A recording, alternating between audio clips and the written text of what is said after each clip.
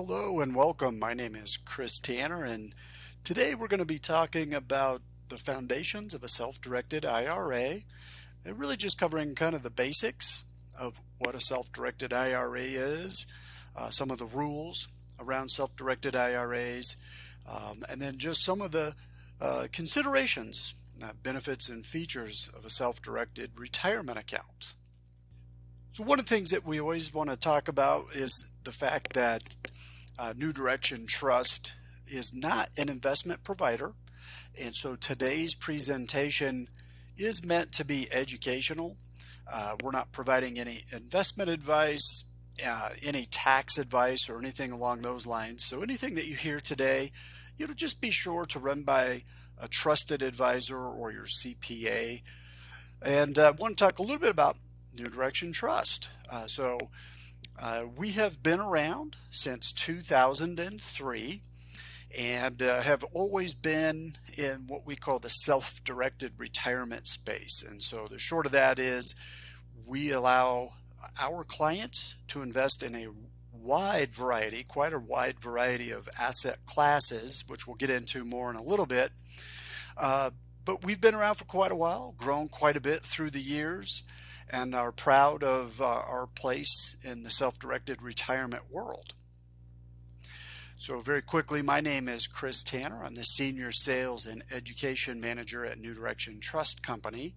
I've been assisting clients with alternative investments for over 11 years, and this is something that I am personally passionate about, as I have self-directed my own retirement accounts since 2006. And so this is something I enjoy sharing with others and just kind of opening up that door so people can explore and determine if this is a good fit for them. So just kind of a basic background, and I'm going to assume that the idea of self-directed retirement plans is relatively new, or perhaps you've heard a little bit about it but don't really know a whole lot about what this concept of self-directed IRAs or self-directed 401ks means. And there are two levels to this that are important to understand. And number one is the word self-directed is actually a very descriptive word for how these accounts work. And so our clients are working independently, and they are determining their own investments. So what I mean by that is we do not provide financial advice. We don't provide financial products. We don't actually provide the investments that our clients invest in. It's almost the reverse. Our clients typically come to us with investments that they are wanting to do. So that's one aspect of self-direction. The other aspect, or the bigger concept to what self-directed means, is that it opens up the ability to invest in more assets. Most traditional retirement accounts focus on one particular sector, and that sector would be publicly traded securities. Everyone's familiar with this. We're talking about stocks, bonds, mutual funds, ETFs, things like that. But when it's all said and done, they have to fall under the umbrella of publicly traded securities. Well, one of the things that self-direction does is it opens you up to other possible types of investments. Sometimes you'll hear these called alternative investments. So just to summarize, self-direction is a twofold concept. Number one, you, the client, are directing the investments. You don't have a financial advisor, typically, certainly not New Direction Trust, helping you and deciding what those investments are, and opens you up to things outside of publicly traded securities. You can still invest in publicly traded securities, but for our purposes, we're going to focus on some things outside of the publicly traded securities. The other thing I think is important to understand is that there are multiple accounts and account types that can be self-directed. So I sometimes will have people call in and say, Chris, I'm looking for a self-directed IRA. And I have to explain that self-directed is really more of a marketing term, more of a descriptive term. The actual account types that can be self-directed are all the ones that we are familiar with. So you can have employer type accounts like simple or SEP IRAs, even solo 401k plans, or you could have individual type accounts like traditional IRAs, Roth IRAs, or health savings accounts. The bottom line is any type of qualified retirement plan can be self-directed, and New Direction Trust offers any and all of these plans. And this would be a good topic of conversation if you're interested to reach out to one of our business development team members to determine what might be the best type of plan for you. And in some cases we actually have folks that have more than one account type. So for instance, they might have a Roth IRA and they happen to be self-employed, so they also have a simple or a SEP IRA. And so it's not uncommon that we have clients with more than one account, and all of those accounts can be self-directed. So this is kind of the aha moment here, and that is, well, what can I invest in? And sometimes when people call in and they're new to this idea of self-directed retirement accounts, I almost say it jokingly, but I say it's almost easier to tell you what you cannot invest in than it is to tell you about what you can invest in. So the IRS really only has two categories of investments that you're not allowed to use retirement funds to invest in. One of those is life insurance, and the other is collectibles. And so collectibles, think about art maybe as an example, or collectible vehicles, things along those lines. So you can see from the list here, and by the way, this is a very partial list, there's a wide variety of things that you are able to invest in that the IRS has no problems with you investing in. That can include real estate, precious metals, private equity, private lending, agriculture, energy. We say local businesses. There's so much more. And in fact, we have webinars and education based on these specific different kinds of asset categories, because real estate, just as an example, there's a wide variety of, well, what does that encompass? That could be anything from a single family rental. It could be a duplex or a triplex. It could be a condominium. It could be a townhome. It could be an apartment building, commercial real estate, raw land. And so when we say real estate, that's a very generic, kind of a broad category. And if you have one of these investment categories that you have more interest in, I would encourage you to visit our website because we have quite a bit of education surrounding very specific kinds of investments within some of those categories. But the bottom line is this: the IRS has very few limitations when it comes to what you can invest in. Remember, only two things that they do not allow you to invest in: life insurance and collectibles. So the other thing that's interesting is that not only is there a lot of different types of investments, a lot of diverse types of investments you can get involved with, but there are different ways that an IRA or 401k can invest in them. And so this is interesting because these self-directed retirement accounts are very flexible in how they can get involved in investments. So makes total sense. It can be an outright owner of something. And so I'll use a couple of quick examples. A self-directed IRA can own a piece of real estate. So for example, it could own 123 Main Street in Anywhere, USA. And it literally could be the title holder of a property. And that IRA owns 100% of that property. That IRA can partner. So what do we mean by partner? Well, let's use that real estate example. And In real estate, the IRA doesn't have to buy 100% of any asset. It can own a portion of an asset. So when we say partner, it could, for instance, be a 50-50 partner. And maybe the IRA is partnering with another IRA, or maybe the IRA is partnering with another individual. But the bottom line is that the IRA doesn't necessarily need to own 100% of any given asset. The IRA can be like a bank, and so you can actually loan money from your IRA. The IRS doesn't have a lot of guidelines around this. The loan can be secured, it can be unsecured. The terms and conditions of the loan are really between the IRA lender and whomever is the borrower.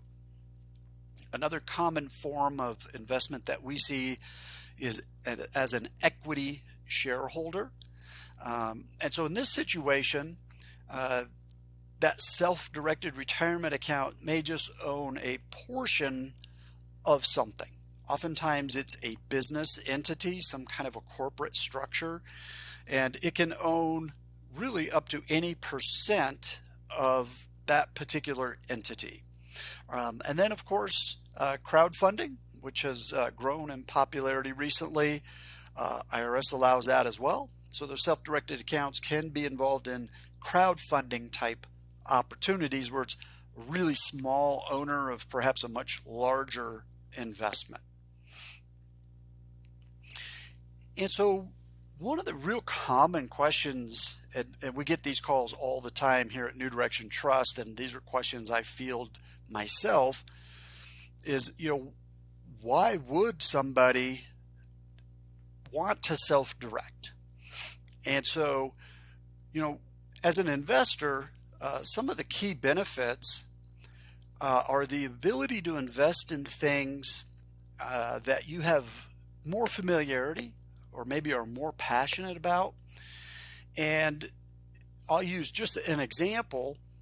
We oftentimes talk to real estate agents, and real estate agents, of course, are out, showing homes, they're listing properties, they're in tune with the current market. And so that's something they're probably passionate about. They have a good understanding of how real estate works. And so it's an ability to put some of your strengths or some of the things you're passionate about to work within your retirement plan. Control is another thing that's interesting. You have the ability, think about, for example, if you were lending money from your retirement account, you can determine who you lend to. You can determine what interest rate you want to charge. You can determine how much money needs to be a down payment, so to speak. And if you contrast that with some of the more typical publicly traded securities that you're investing in, you don't have a lot of control over the terms, so to speak. So if you're buying a stock, you have very limited control. You can decide, of course, which stock you want to buy. You can decide, what might be a good entry point, what might be a good exit point. But the reality is you don't have a large degree of control over that stock. That's a little bit different when we're talking about some of these alternative assets.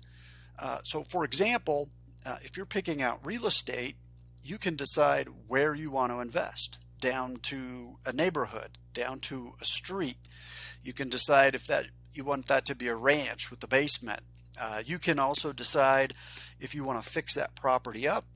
You can decide how much rent you want to charge. You can decide if it's a short-term, mid-term, long-term rental. You have a lot more direct control over some of the investments that you're able to get involved in. You get more flexibility, and the other thing I would say is a lot more diversification. So clearly more flexibility in the sense that you can control the terms, you can dictate how some of those investments go, but the level of diversification is pretty amazing. So if you think about it, most retirement accounts are focused on publicly traded securities.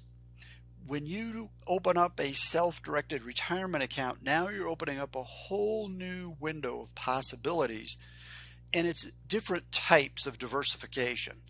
And so you can get involved in investments that have no correlation to the stock market. And so it gives you a different type of diversification, maybe different ways to protect your money and grow your money. And a lot of times, as a business owner or somebody looking at this from more of a business perspective, some things to think about is that this can be an additional source of capital. So I'll just use a quick example. We have a lot of private equity type companies. Just think of a company that's privately owned, it's not publicly traded, and they are seeking investors or maybe people to own a share of their business. I would venture to say that a lot of business owners aren't aware that their retirement funds or other people's retirement funds are a possible source of capital. You might be a real estate investor, and it is absolutely common for us to see somebody with an IRA partner with a real estate investor, and maybe they're borrowing funds to make a deal happen. And in this situation, it opens up more opportunities for who you work with and maybe develop some more relationships you hadn't ever really even thought about. And then, of course, when you're talking about accessing capital, we're not talking about going to a bank and necessarily looking for a loan. Somebody with a retirement account is a little bit more flexible perhaps, and so the opportunity to get more favorable terms could be an attractive reason to take a look at a self-directed IRA. So we've talked about some of the positives, some of the benefits, and it is also important to know that with retirement accounts, the IRS certainly has some rules in place. And these rules are important to understand because when you are investing with retirement funds, you have to be aware of these IRS rules. You can't just go out and do anything you want. So one of the rules and one of the things you need to be aware of is that there are people who are considered disqualified. What disqualified means is that you have to be very careful, and a lot of times this would be immediate family members, but you have to be careful not necessarily what you're investing in, but who you are investing with. So disqualified people generally include immediate family members. So you're disqualified from your own IRA. Your spouse is disqualified. Your kids, your parents, grandparents, depending on your age, grandchildren, are considered disqualified. Now, people that are more distant relatives, aunts, uncles, ironically, brothers and sisters, friends, individuals like that, they are not disqualified. And so we'll use some examples here coming up shortly of how that could come into play and some things that you'll want to think about. So we've talked just a bit about disqualified persons, and the IRS has what is known as prohibited transactions. And I want to paint a broader picture here, and the broader picture is this. The intent of using retirement funds, generally speaking, is for arm's length transactions. These aren't transactions where you have a lot of personal involvement, investments where you would not be personally compensated and things of that nature. So let's kind of run through a few examples so you get an idea of what we're talking about here. So one of the things that you cannot do is you cannot buy or sell something from your IRA to yourself, either direction. So I'll give you a real common example. People will call in, they'll say, Chris, I own a rental property and I would sure love to move that rental property into my Roth IRA. So I have to be the bearer of bad news, and I ask them, well, when you bought the property, how did you take title? With what kind of funds did you buy it? And most often, they'll tell me, well, I used my own funds to buy the property and maybe I own it in an LLC. And I have to let them know, unfortunately, that's not an arm's length transaction. So you cannot buy, sell, or exchange investments you already own personally into an IRA or vice versa. The other thing relates to lending money. So remember earlier we talked about the fact that your IRA can lend money. Well, it can't lend money to everyone. So for example, perfectly fine to lend money to a business partner who maybe is not a family member. You know, they're not related to you in any way. That's perfectly fine to lend money to somebody like that. However, you can't lend money to yourself, as an example, nor can you extend credit. And what does that mean? Well, believe it or not, these retirement plans can actually borrow money.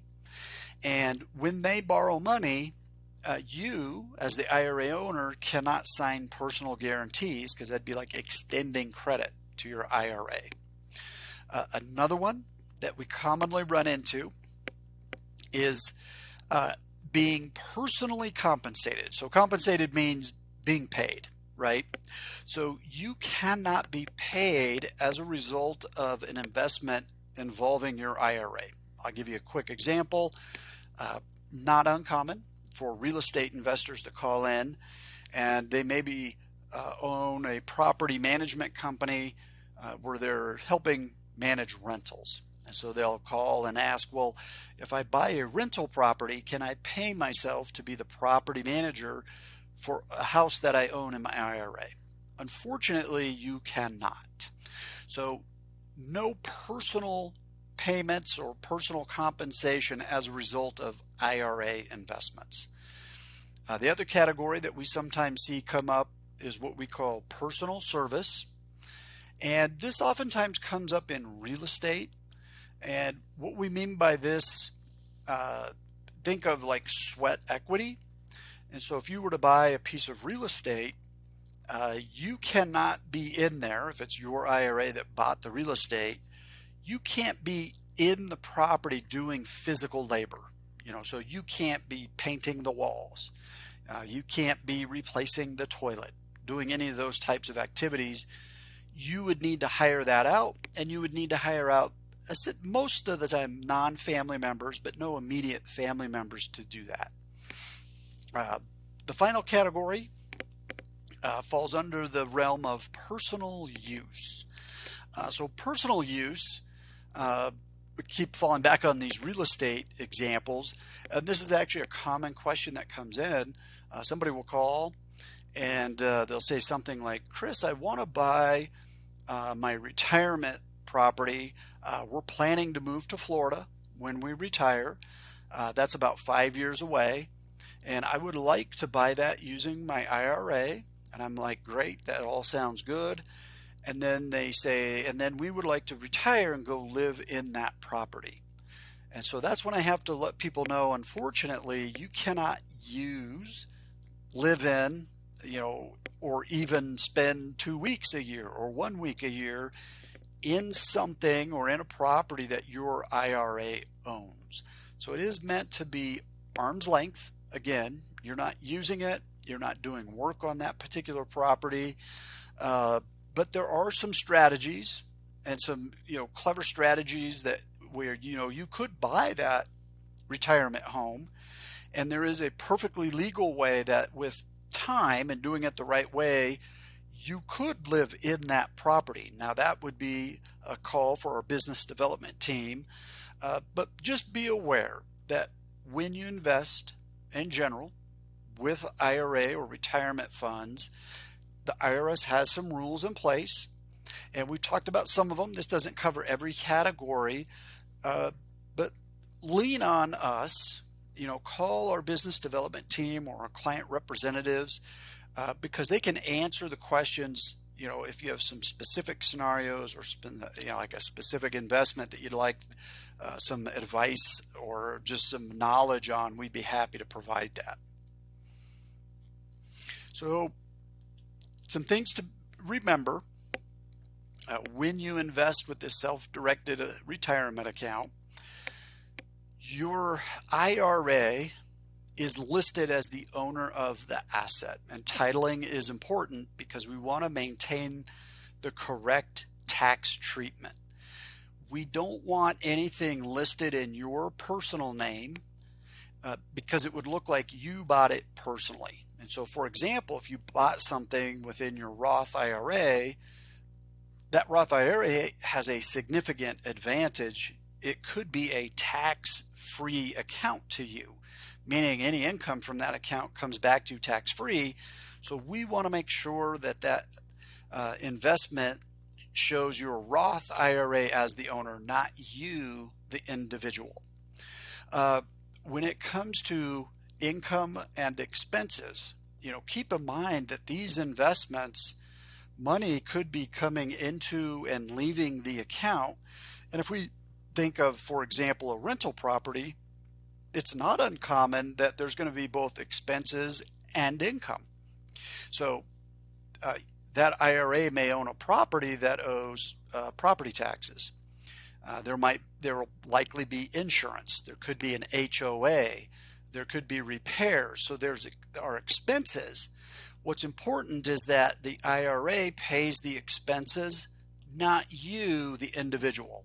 We don't want to commingle personal money with retirement money. And the same is true for income.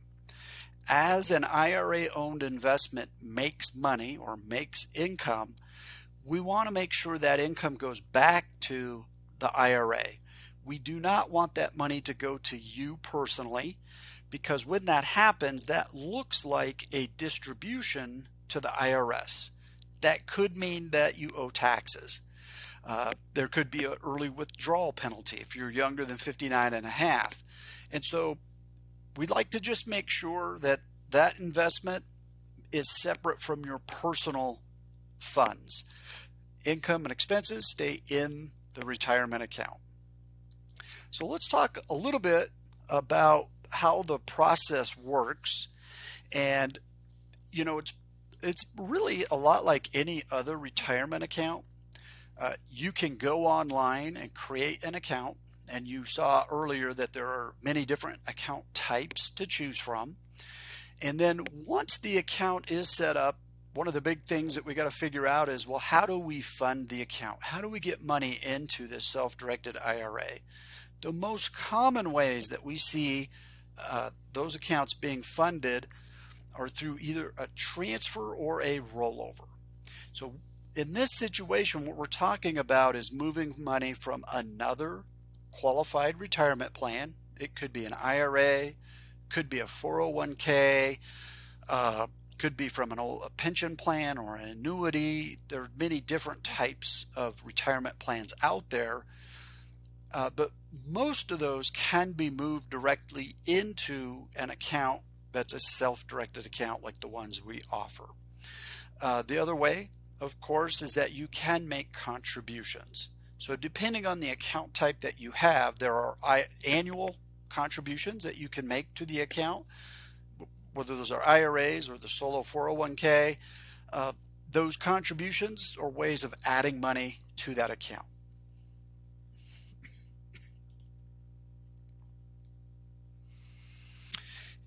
And so to kind of wrap up, thinking about these self-directed retirement accounts, just some things to think about.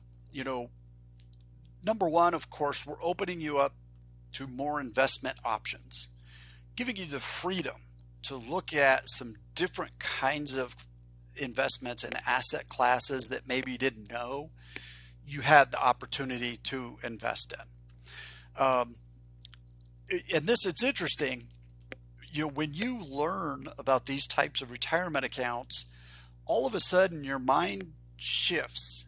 And when you see opportunities that maybe before you would have ignored, now all of a sudden you realize that, I can buy precious metals, or I can invest in a private company because I have money. It's just in a retirement account. this opens you up to some opportunities that you might not have even thought you would be able to invest in. And of course, the control and diversification are key aspects to these self-directed accounts. You really have full control from the standpoint of you're picking the investment. You get to dictate the terms, and the level of diversification, it goes without saying. You're not just focused on publicly traded securities and things that might be more tied to the market. You can be involved in, or have your retirements involved in, assets that are outside of that market if you choose to do so. And so it does give you some options and some opportunities that perhaps you weren't aware of. And if you're interested in creating one of these self-directed retirement accounts, you can go to our website, and it's just the initials of our company. So it's NDTCO.com, the initials for New Direction Trust Company. And you'll notice in kind of the top right hand corner, it just says open account. And as you're opening up that account, you'll be asked if you have a coupon code, and if you'll enter the word webinar in all capital letters, that will waive the account opening fee. Just a little thank you for listening in to this webinar.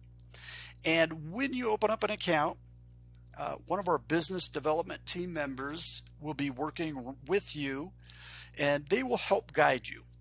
They will help you fund that account. So if you're thinking of transferring or rolling money over from another retirement account, they'll be right there to assist you. Make sure that it's done correctly. They'll help you understand how the actual investment process works, and then they'll train you and teach you how to use our online tool. We call it the portal. And the portal is a pretty amazing tool. Allows you to do pretty much everything from your phone or a computer or an iPad, anything that gives you, web access. Well, want to thank you for your time today, and we certainly do encourage you to reach out if you have any questions. You can contact us by phone at 877-742-1270. And when you call, we're happy to look at, maybe a specific investment, a unique situation, anything that you have that you might want us to just kind of evaluate and say, well, that looks like you can do that, or maybe perhaps that would be something you wouldn't want to do with your retirement account. And you can always contact us by email at education@ndtco.com. So we welcome emails as well, but we appreciate it and hope to speak with you soon. Take care.